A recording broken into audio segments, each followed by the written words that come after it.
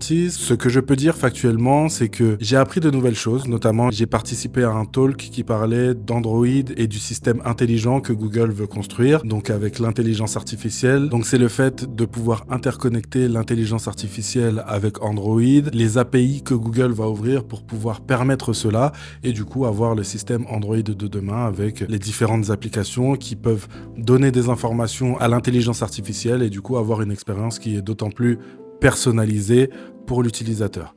Moi, ça m'intéresse parce que la technologie, pour moi, doit servir aux utilisateurs, les aider au quotidien. Et un smartphone, c'est un outil qu'on a tous les jours. C'est presque une extension de notre corps, voire de notre vie et de nos pensées. Et c'est intéressant de voir comment tout peut s'interconnecter pour retrouver les choses facilement, traiter les choses facilement et peut-être aussi, pourquoi pas, gagner du temps sur certains process qu'on peut faire de manière quotidienne dans notre vie avec le smartphone. Et du coup, cette conférence m'a beaucoup intéressé. Aujourd'hui, même, j'ai pu créer, à l'heure où je parle, une application toute simple qui profite de Gemini Nano, donc l'IA locale à l'intérieur des Google Pixel.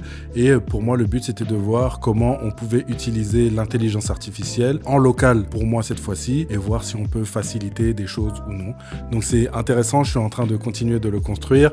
Et ça, c'est possible parce que les outils d'intelligence artificielle permettent aujourd'hui beaucoup plus facilement de créer des applications Android, pour moi de faire des recherches, comprendre ce qu'il faut mettre, donner les indications, etc. et jusqu'à construire cette application. Donc c'est vraiment stimulant et ça me permet aussi d'avoir une vision sur les capacités actuelles de ce qu'on a et aussi, pourquoi pas, préparer l'avenir en mettant en pratique ce que j'ai pu entendre et tester les différentes choses qui ont été expliquées lors de ces conférences. Et pour tous ceux qui peuvent être intéressés, ça va se finir ce mois de juillet. J'ai des codes de parrainage qui donnent 10% sur l'achat d'un nouveau Google Pixel sur le store Google officiel.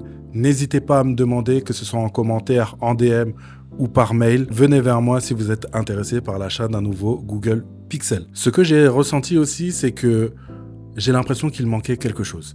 Ce quelque chose, j'ai l'impression que c'est Gemini 3.5 Pro qui avait été annoncé lors de la Google I.O. en mai. Et lors de cette annonce, il avait été dit que ce modèle devait sortir au mois de juin. La Google I.O. Connect a eu lieu le 25 juin et il n'y avait toujours rien. Les échanges que j'ai pu entendre, avoir avec l'équipe Google DeepMind montrent qu'il y avait quelque chose.